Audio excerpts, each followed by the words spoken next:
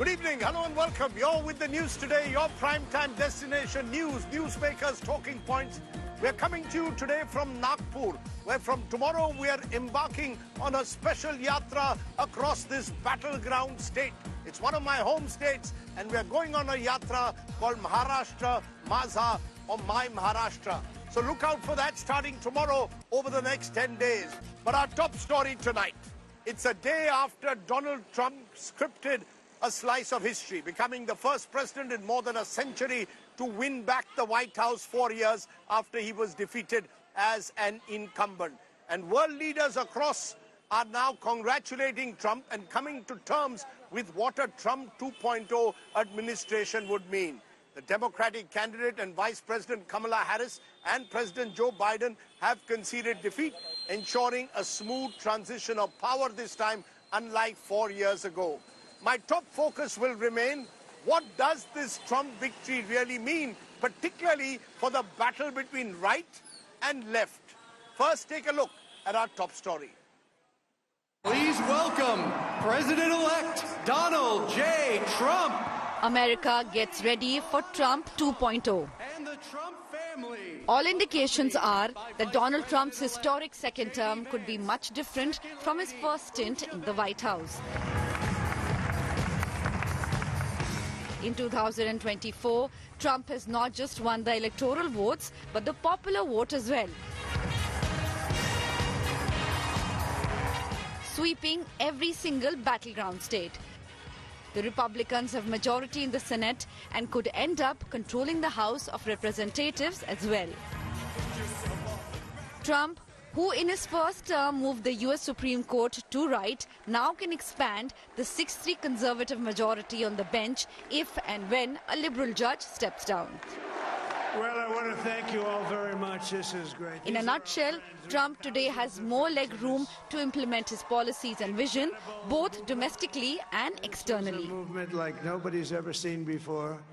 Having run a campaign promising a crackdown on illegal immigrants, he could crack the whip at the first opportunity, as he has repeated stressed. You would never abuse power as retribution against anybody. Except for day one. Except Look, what? he's going crazy. Except for day one. Meaning? I want to close the border, and I want to drill, That's drill, not that's not... He says, you're not going to be a dictator, are you? I said, no, no, no, other than day one. We're closing the border, and we're drilling, drilling, drilling. After that, I'm not a dictator, okay? Trump's transactional foreign policy means America's European allies, starting with Ukraine, which is locked in a war with Russia, could face some headwinds. You're very proud of your vote. 4 years we had no wars, except we defeated ISIS. We defeated ISIS in record time, but we had no wars. They said, he will start a war. I'm not going to start a war. I'm going to stop wars. With Democrats in disarray after the stunning electoral setback, Trump could get a free run. His rival in the election, Kamala Harris, on Wednesday, while conceding, vowed to keep the fight on. Sometimes the fight takes a while. That doesn't mean we won't win. That doesn't mean we won't win. The important thing is don't ever give up. Don't ever give up. Don't ever stop trying to make the world a better place. Make no mistake, Trump's presidency is set to shake up the status quo in America and the world order. How it pans out, even his closest advisors are unlikely to have an inkling. After all, Trump takes pride in his unpredictability. Bureau Report, India Today.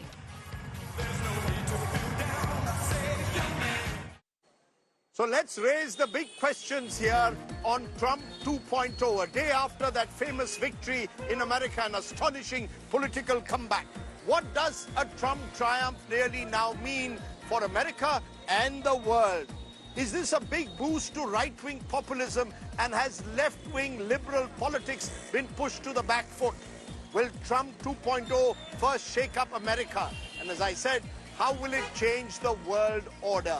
These are some of the questions I will raise. I have a fine list of guests joining me. Navteej Sarna is former India ambassador to the United States. Senior diplomat joins me. Ishan Tharoor is global affairs columnist at the Washington Post. He joins me from Washington, D.C.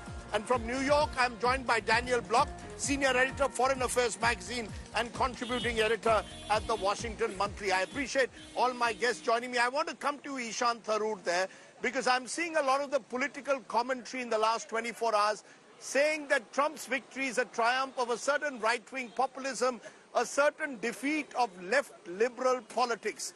Is that how you see it, that is really one of the big stories of this remarkable election comeback?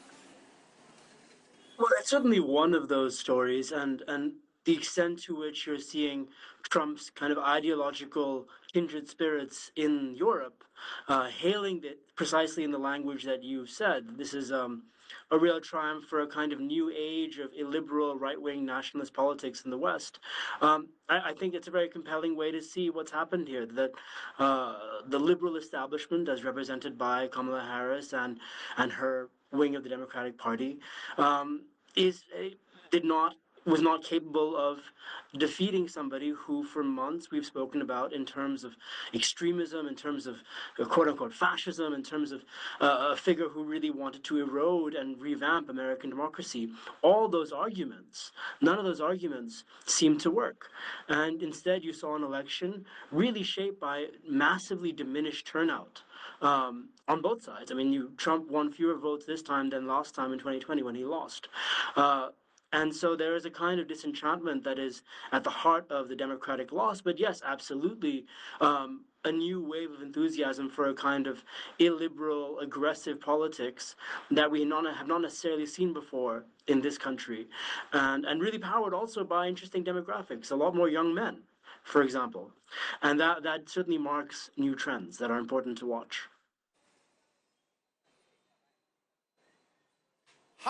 Daniel Block, is it simplistic to suggest that this marks the triumph of a certain kind of right-wing politics that Trump has brought into American politics, even reshaped the Republican Party, versus the Democrats who are accused of sticking by a certain kind of, as they're accused of, an elite left liberal entitlement?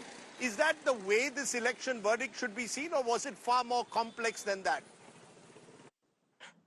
I think part of it is certainly the triumph of right-wing populism in the United States.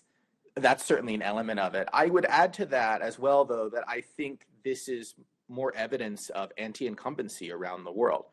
Over the course of the last year, maybe even longer, incumbent parties have either lost power or had their majorities reduced or taken away, as we saw happen in India, really across the world, I think in the vast majority of elections, if not all of them. And it will take time to figure out exactly what led to Trump's victory. But I think one thing we see from the exit polls, and that's in keeping with the stories we've seen elsewhere in the world, is that voters in the United States were really unhappy with the economy. They were unhappy with inflation. They felt that the country's economy had gotten worse. And as a result, they wanted a new president. They wanted a new administration. And I think that's part of why Trump appeared to gain ground seemingly across the country. Seemingly every county, almost every county in the United States shifted right.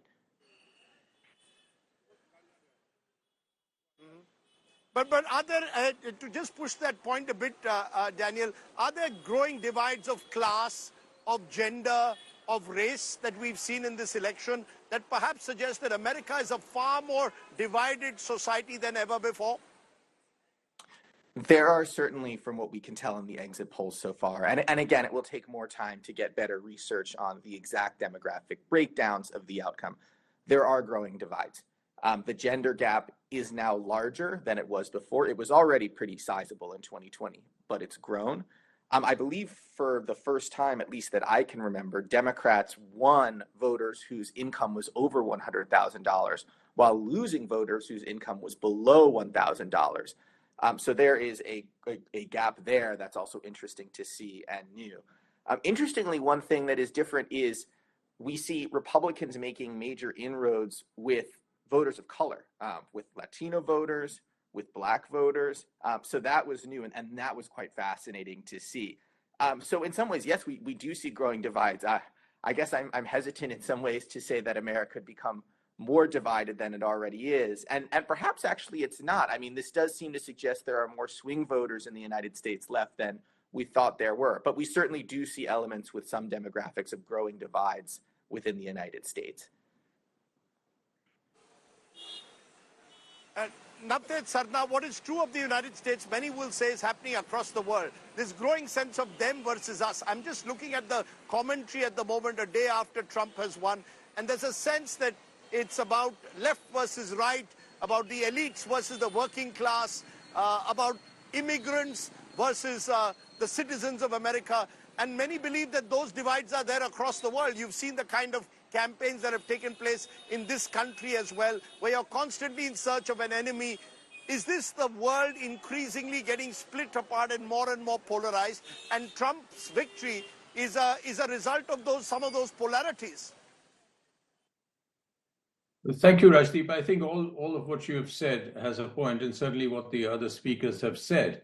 I would just like to add that, besides the left-right divide that you talk about, I think the populism aspect is very, very important in Trump's return. The fact that he spoke to the electorate in a language which they understood. He touched all the right buttons. He touched economy. He touched, immigration. Immigration, and what did he get in return? He got the Latino vote. So Latinos also immigrants, but it's, the immigrant is not, it's like, after I come in, you can shut the door. But so he touched all the right buttons. He did not talk of major big issues, and he kept pushing at his base. So much more of his base, as the other speakers have said, we need more research. But from what I read, much more of his base actually came out, which was then expected. That's why if you see that map of outperforming himself, he's done it in more than 1,000 counties and townships out of 4,600 such areas. So that certainly has happened. Plus, of course, Trump speaks to a basic nativism which is spreading across the world. You call it us and them, but that's what it is. But, before I look at the global picture, just to sort of draw a parallel once again, Navteej, with India, for example, you've got politicians, the emergence of the likes of Yogi Adityanath, who now his latest slogan is "Batenge to katenge," that if we are divided, then we'll be annihilated effectively. Now, Trump seemed to suggest a bit of that in some of his anti-immigrant rhetoric as well. Yogi Adityanath has been accused by his critics of pushing anti-Muslim rhetoric. I'm just wondering, is this a success formula now, that you strengthen your base by appealing to their baser instincts or their core identity, that identity politics, especially in cultural terms, is here to stay? And maybe that's where the liberals, in particular, who talk about diversity and inclusion, have been pushed on the back foot. Well, I think it's difficult to generalize, Rajdeep, but there is a tendency to polarize and win, which we have seen in so many places. But I think it goes more than that. This is sort of being analyzed as the overreach of globalization. And the fact that globalization overextended itself and has left people dissatisfied. And you have populist leaders everywhere who can come in and take up the pickings.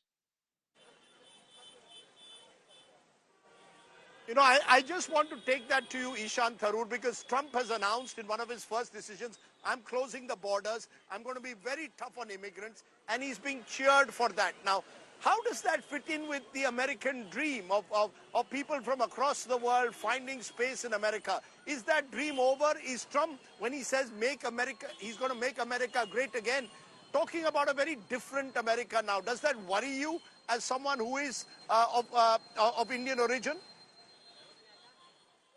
See, there are reasons to be concerned, not just because of Trump's rhetoric, but because of some of the very ideological people that he will be bringing with him into power. Of course, it's a bit too early to say, to to define exactly what he will be doing with the border. The conversation on immigration in the United States is full of a lot of hysteria, a lot of misinformation, and a lot of, frankly, ignorance about how immigration policy works on many levels. But that, of course, I think what's important to note, just to wrap up the earlier part of the conversation, is that Trump, the right wing in this country, has won the culture war. It's won the information war. The American economy, in many objective terms, is doing quite well right now, certainly in comparison to any other developed country in the West. But that didn't matter. The American economy, the Americans on a whole, and the Democrats in particular, were not really pushing any particularly radical left-wing agenda. But that didn't really matter, because in social media, on kind of the new platforms where a lot of Americans, especially younger Americans, get their news, whether it's through YouTube streamers or podcasts or what have you, there was a steady drumbeat of anger and hysteria about a lot of issues. And I think Daniel's point about this being an anti-incumbency election is deeply important. This is true across the West. The tail end of the pandemic is here still. Inflation was a problem in many places, and a kind of creeping dissatisfaction with the idealism of the kind of liberal status quo post-Cold War. And we've been talking about this for years now, since Trump's first election, that we're in a kind of different political moment in the West, and all of that is absolutely coming to a head now. And the immigration argument in Europe and in the U.S. Really does conjure up a vision of the future that is very distanced from even Ronald Reagan's America or the America of the previous century. You know, Daniel Block, were some of those cultural wars that Trump seems to have won, partly because he was facing up to a candidate in Kamala Harris, a woman of mixed racial origin, someone of a different ethnicity. Did that make it easier for Trump to, in a way, tap in on some of those fears and anxieties of, dare I say, white America? I want to caveat again by saying it will take time to know the exact answer to this question, to do more research. But my initial impulse is to say, yes, it's hard to imagine that running against a mixed race woman did not help him in some way as he advanced his nativist message. To the extent he's arguing that he wants to make the United States great again, to the extent that means he wants to make the United States more white, less welcoming to other immigrants, running against someone who's the daughter of immigrants, who's Black, who's of Indian origin, who is a woman, that certainly gives him a helpful kind of punching bag. And we saw him lean into this rhetoric during the campaign. I mean, he implied at least once, I think on multiple occasions, that Harris might be a prostitute. He made repeated dog whistle comments about her race. He repeatedly denigrated her gender. So I think it really did tie in, and that's obviously very unfortunate and very frightening.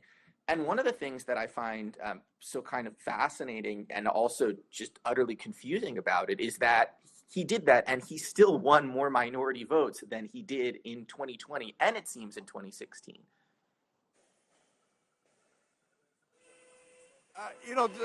It is in that sense a very complex verdict, but Navtesh Sarna, let's now turn the gaze to the wider world. As you look at the world, there's a war in the Middle East that's still raging. You've been a former ambassador to Israel. There's a war still raging between Ukraine and Russia. Trump claims he's going to stop wars. There are those who believe, though, that the nature of Trump is he's so unpredictable, we don't know what will happen next. What's your sense? Does Trump's unpredictability make it easier, perhaps, to stop some of these conflicts? Or do you believe it could only exacerbate or give Israel even more impunity when it comes to dealing with Palestine in particular, or Russia when it comes to dealing with Ukraine? Well, Rajdeep, I think Mr. Trump wears his unpredictability as a diplomatic asset. That, I can say this is like Nixon's madman theory, that I can say whatever I want and then what I do will surprise everybody. So we have to factor in his unpredictability. Having said that, we have to go by certain signposts that we have seen in the past. Now, as far as Russia-Ukraine is concerned, we have seen his repeated sort of assertion that he has a great relationship with Putin. We saw at the Helsinki summit what he did. He believed Putin as against his own intelligence agencies. So I think the Ukraine situation is going to be perhaps more unpredictable than the Middle East. And Ukraine as well as the Europeans have good reason to worry what Mr. Trump would do. Certainly, he would want to save his money. He would want to save his weaponry. He would want to put other Europeans out in front. Now, what solution he comes up with, whether it is, it is a giving up of territory, or is it a buffer zone, etc., all that is in the future. As far as the Middle East is concerned, I think the signposts are far clearer. We know what he did in the Middle East and in Israel and in the Arab countries in his first term. He was the most pro-Israeli president in American history, not counting Joe Biden, and even counting Joe Biden. He made some very dramatic decisions. He shifted the embassy to Jerusalem. He recognized Jerusalem as Israel's capital. He recognized Israeli sovereignty over the disputed Golan Heights. He said that the settlements in the West Bank are not illegal, and so on and so forth. And remember, President Biden did not push any of that back. So I think there is a significant signpost. During the campaign, he has made repeated assertions that, if I was there, October 7 wouldn't have happened. If I was there, nothing would have happened. Also, he has mega donors from, American Jewish, backing that he has. He still has the wife of Edelson, who bankrolled him in the first term, and so on and so on, and many others. So I think he is likely to try and finish the job, as he's been telling Bibi, no matter how many civilians get killed in the process. And then he would like, ideally, to return to the Middle East peace plan that Jared Kushner had brought up. Now, whether the situation on the ground has changed so dramatically that plan is probably, dead on arrival, if it ever comes back again. But so we don't know what he's going to do. But I think the Israelis, particularly Bibi and his right-wing, ultra-right-wing partners, are celebrating. Most mainstream Jewish organizations have toasted Trump as this is such a he's a proven ally, as he's been called by everybody. So I don't have any hope that we'll go back to the basic issue of a proper two-state solution. I think that has become pie in the sky. So we'll just have to wait how quickly this war stops. It's easier said than done, honestly. My worry really is, what you're saying is what does he do with Iran?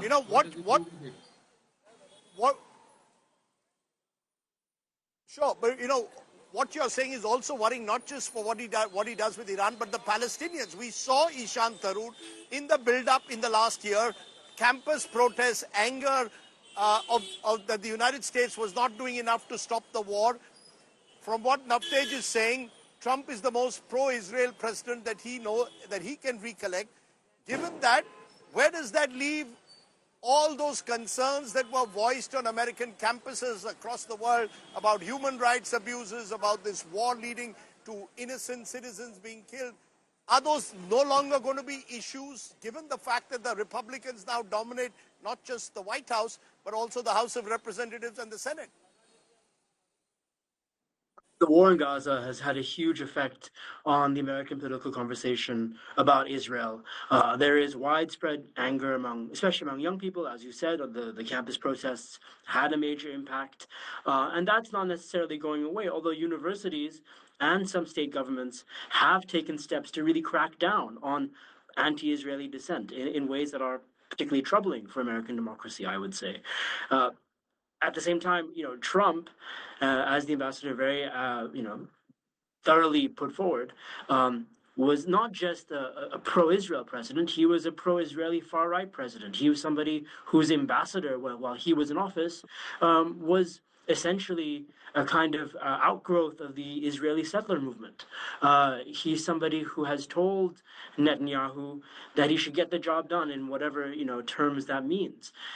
He's somebody who, on the campaign trail, used the word Palestinian as a kind of derogatory adjective, and yet. His campaign made the pitch to some Arab Americans and Muslim Americans that this war and all that's upsetting you right now is Biden's fault. And in some instances, it quite successfully made that pitch. So he was talking out both sides of his mouth here, although the entire Trump record on this is one that's been absolutely a gift to Netanyahu and the Israeli right. So what this does for the conversation in the U.S. will be interesting to see. If conditions continue as they are, if there's no concrete quote-unquote day after scenario for Gaza, which nobody expects will really come into place anytime soon, you can expect to see the Palestinian cause become a much more polarizing issue in the United States. With the Democrats out of power, they probably will be in position to be much tougher on Israel and to be much clearer than they were while in office. And now that says a lot about the kind of political compromises Americans make, especially the Democratic Party has made. But this is an issue that has become more and more partisan, and under Trump will become even more partisan in the year to come. Final word from you, Daniel Block. Will a Trump presidency 2.0 help in stopping the wars, or do you fear that the world will be even more unsafe?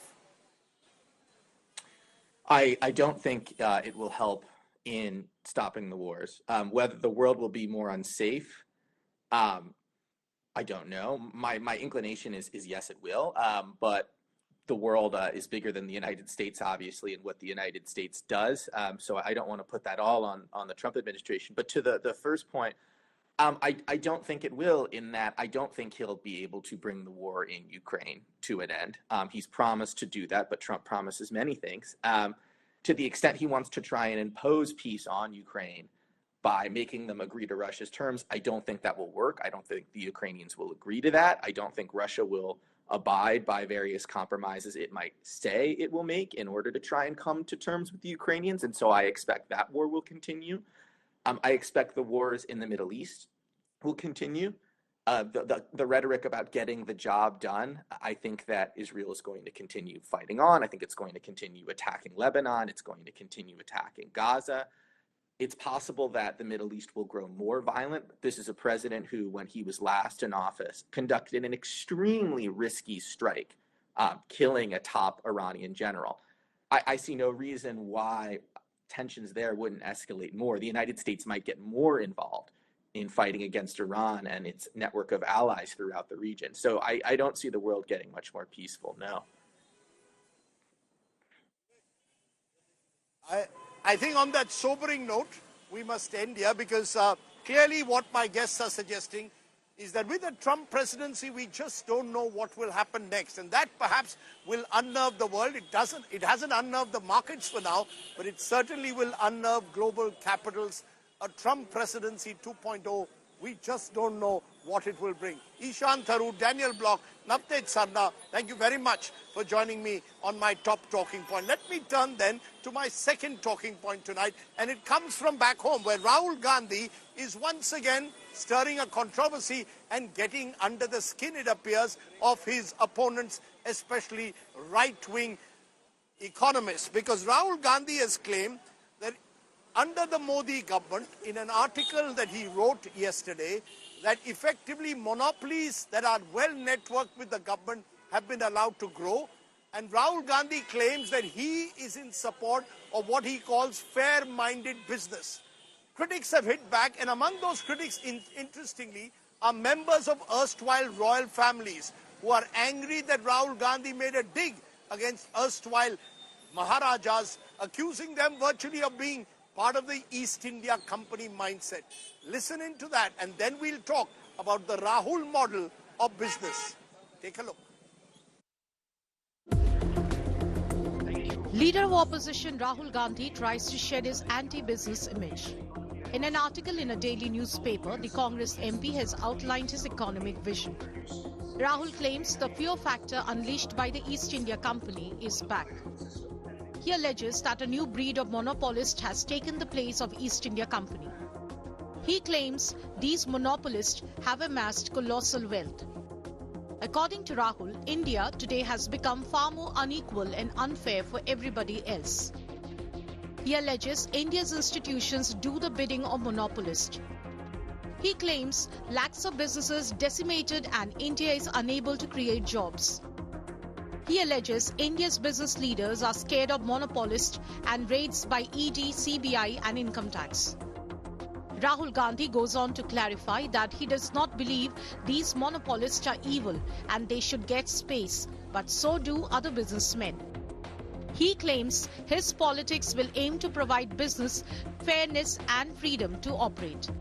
Rahul Gandhi says banks should overcome their fascination for the top 100 borrowers and support the play fair businesses. He ends by calling for a new deal for progressive Indian business. Rahul did not name the monopolist he was alluding to, though he listed many other Indian companies that are thriving. I've been projected by my opponents in the BJP to be anti-business. I'm not anti-business in the least. I am anti-monopoly. I am anti-creating oligopolies. I am anti-domination of business by 1 or 2 or 3 or 5 people. Rahul's article has sparked a row. In his article, he claimed the East India Company choked India by partnering with bribing and threatening pliant Maharajas and Nawabs. Union Minister Jyotiraditya Scindia, in a message on X, accused Rahul Gandhi of insulting Bharat Mata and urged him to learn about Indian heroes like Mahadjit Scindia, Yuvraj Bir Tikendrajit, Kittu Chennamma and Rani Velu Nachiyar.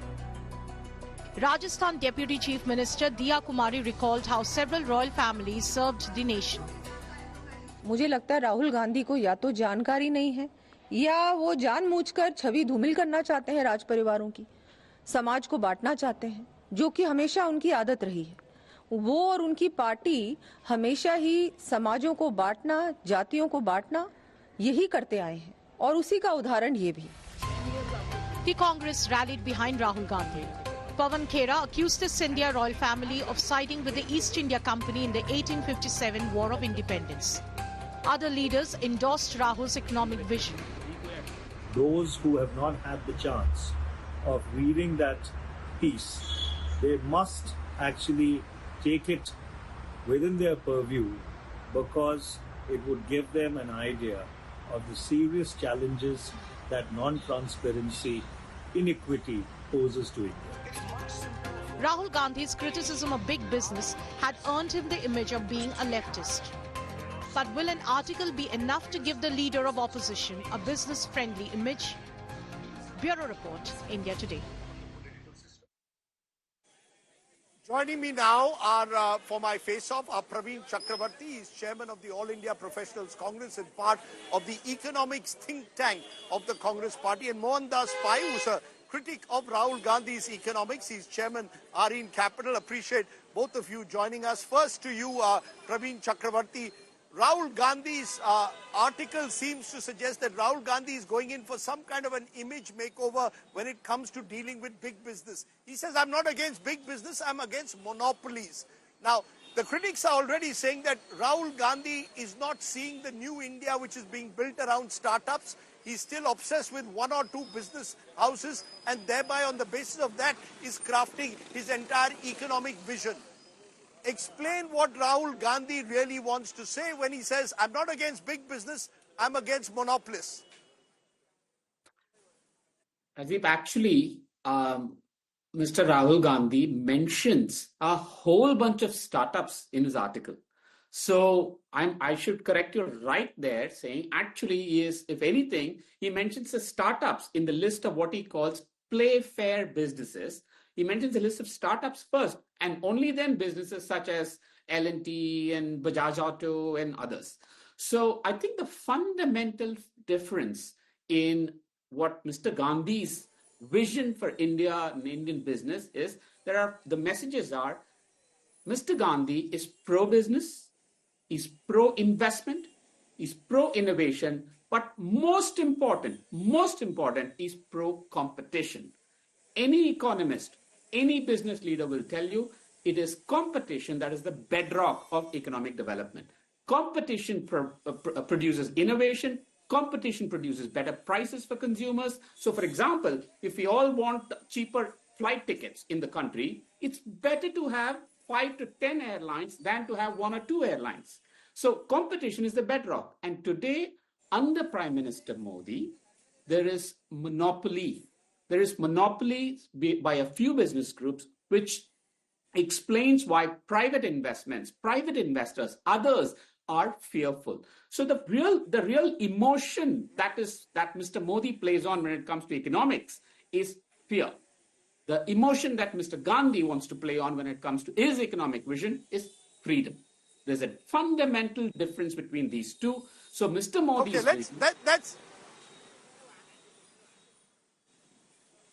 that's an interesting way you're pitching it. Fear. Rahul Gandhi claims Indian entrepreneurs are living in a fearful environment and he wants to give them freedom. You want to respond to that, Mohandas Pai, because you've been very critical of what Rahul Gandhi has said. Explain why you think Rahul Gandhi has got it badly wrong. Rajdeep, how Praveen has explained is pretty good about what people want to do. I don't think we can quarrel with that. But that article goes all over the place with all kind of language and does not make any sense. First of all, I want to ask Praveen, what are the monopolies he's talking about in India? Where are the monopolies in India? We have a law against monopolies. The law is enforced. There is competition in this country. Natural resources have all been auctioned where everybody can bid. And there's no corruption that has happened in the UPA era. So I don't understand by constantly abusing businessmen over the last 10 years and picking up Ambani, Adani, as if Ambani and Adani run this country. They're the only businessmen. I don't understand what they're trying to do and what kind of culture they're trying to build. They're all wishy-washy with nothing in that article which speaks about what you want to do. I don't like monopolies, motherhood statement. Even I don't like monopolies. Nobody likes monopolies. I want competition, which is not being said by Rahul, which Praveen is saying, yes, of course. Competition, lowest price for consumers and given choice, of course. Very true. There are motherhood statements. But what do the articles say? The article says that banking, there are, NPAs for top 100 institutions in this country. Where are the NPAs for the last 10 years? All the NPAs came to the UPA. The banks are very competitive today. No NPAs have come up of any substance in the last 10 years. Then he speaks about all these startups and others. The startups have come up in the last 10 years substantially. Before that, there were not many startups. Very few startups are there. And they come up because of very good government policy like the startup fund that have come up. And in the states run by the Congress, we have not seen many startup funds come up. In my state of Karnataka, the atmosphere is quite hostile to the kind of startups that you must come because they're not investing in infrastructure and others. Then they speak about the East India Company to create fear. Yes, the East India Company was a company with an army where there was no justice. They made the laws, but there's no comparison with anything today in this era that's totally irrelevant. Now, when you speak about fear, yes, there is fear in industry today for a very important reason. Both the UPA and the NDA seem to allow the regulatory agencies like the RB, like the Income Tax Department, the ED and others free rein. Except in the UPA era, Rajdeep, you could run to a minister, make a deal, and you can call it off. But in the NDA era, nobody can run to Delhi and talk to the ministers and call it off. And it goes on and on. There is overreach by these agencies. There is an element of fear, and that must stop. That must stop. That must stop. And it will stop by government and opposition in parliament saying, give me a minute. By government and opposition parliament saying, this agency should show us whether they filed a charge sheet within 1 year, how many companies have they prosecuted, how many are they sent to jail, and justice must be done in 3 years. By prolonging it for years and years and years, they are rent-seeking, and there is an element of fear. In that area, I agree. Radhi, 55,000 businessmen, high net worth used to left this country in the last 10 years because of many of these tax terrorism issues. Yes, there is an issue there, but the rest of it lacks any substance. And I don't see any monopolies developing in this country like the East India Company and to create fear. Okay, so Praveen Chakravarti, what Mohandas Pai is saying, there are bits in the article that you could argue are unexceptionable. But when Rahul Gandhi compares today's monopolies to the East India Company, he's perhaps making an exaggeration, an unfair critique based on his own personal belief that these companies are hand in glove with the government. So for every such so-called monopoly, and you can tell me who these monopolies are, there are also other companies that have done remarkably well in the last 10 years. Yeah, first, I think I must point out the irony here. Mohandas Pai is in Bangalore. He is abusing the Karnataka government, which is a Congress government, on national television. Excellent. That is freedom. Now I challenge you to get any business person, any investor from anywhere in the country to come on your show and say the same about Mr. Modi and his government. I challenge you. That's an open challenge. That is the difference between fear and freedom. And fear is fundamentally wrong for economy. Businesses invest when they have freedom. And today, and that is really what Mr. Gandhi articulates in his article. What is he saying? We all feared the East India Company.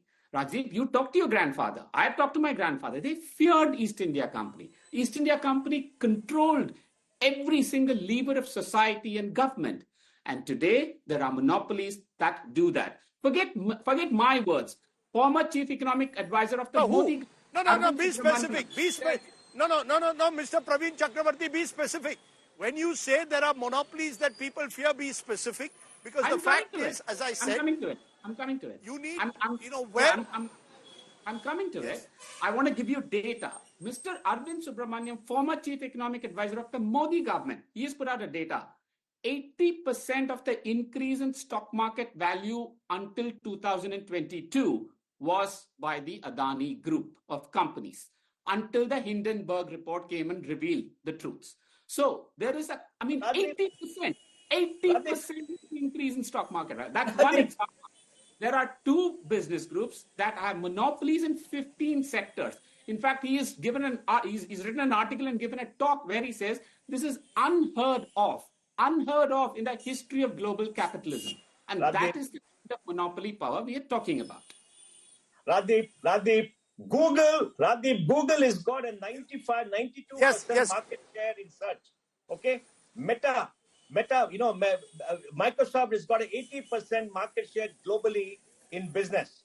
Now, these are digital global monopolies that happen because of different reasons. In India, which are them say Arvind Subramaniam is a discredited economist who wrote fake reports about India's GDP not being real, taking some fake data. He has no credibility to make this statement, and he is on the same side as Praveen making political statements. You don't go by somebody like Arvind because there is no debate with him. And the Mohandas Pai, when companies that are seen to have no prior experience in a particular area appear to corner scarce resources, questions will be raised, particularly in infrastructure. I think much of these monopolies, where you have government, give me an example. There were 6 airports that were given out for privatization. Rajdeep, there were 32 companies which bid for the 6 airports. 32 companies. Why didn't you look at data? 32 companies bid for the airport. When GMR airport was given, there was no prior experience in this country. When GVK got the airport in Bombay, nobody had prior experience in running an airport. There is a criteria which is done. You follow the criteria, you get it. And if you feel there's anything wrong with the 6th airport, go to court and prove a case. Why make these fake allegations? This fear, you got monopolies, you're doing this. Rajdeep, Elon Musk's market value has gone up to $200 billion. Will you blame America to say there's inequality? You go for a listing. Tomorrow you go for a listing and you become a billionaire. Can we blame you?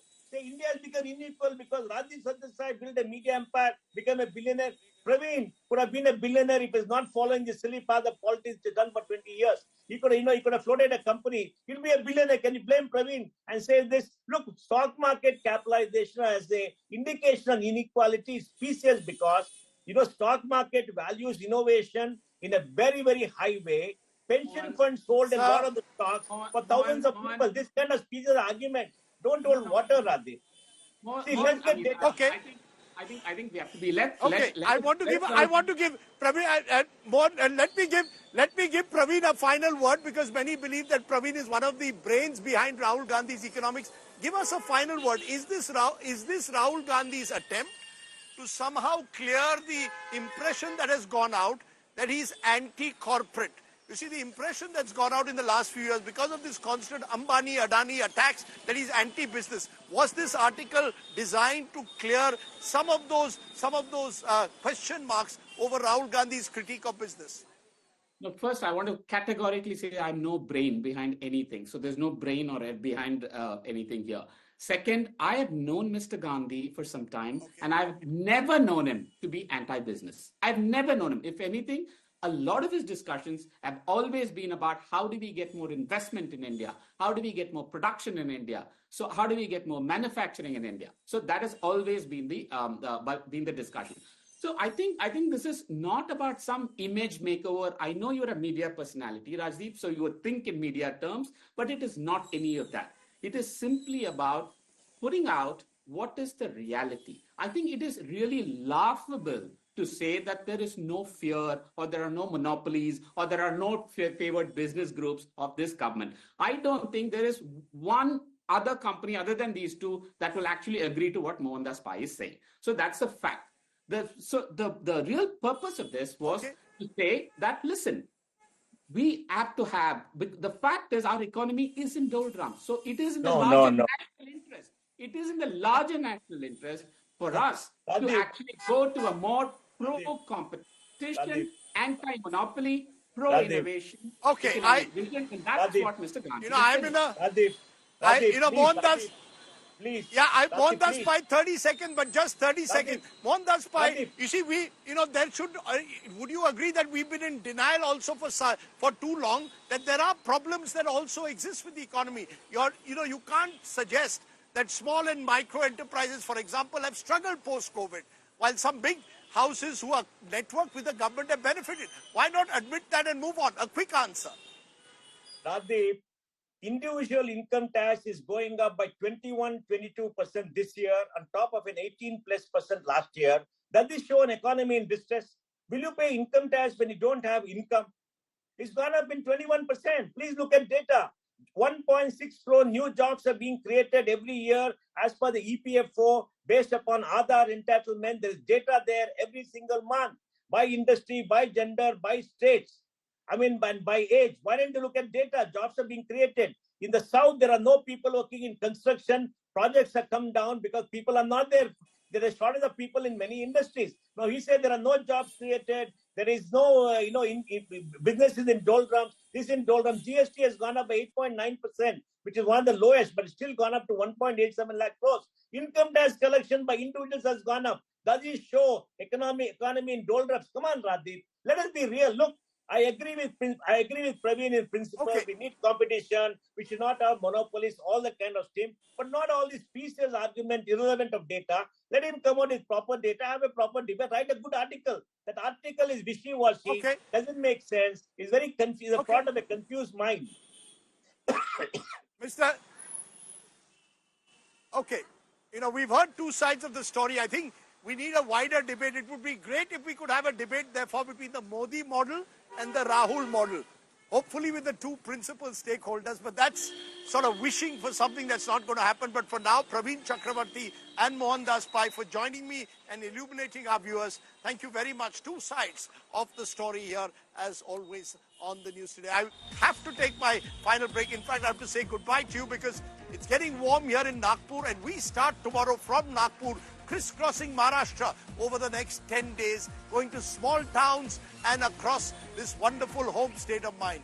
So I'm going to leave you on that note. Maharashtra Maza will be our special coverage starting tomorrow. For now, stay well, stay safe. Good night, Shubhratri, Namaskar.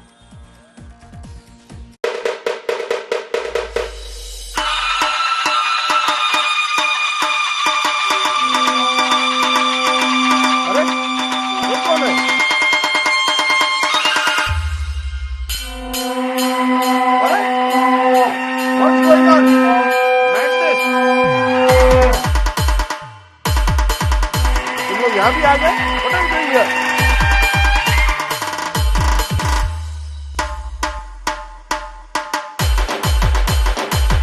Maharashtra माझा with Rajdeep Sardesai. मी राजदीप सरदेसाई येतोय. I'm coming.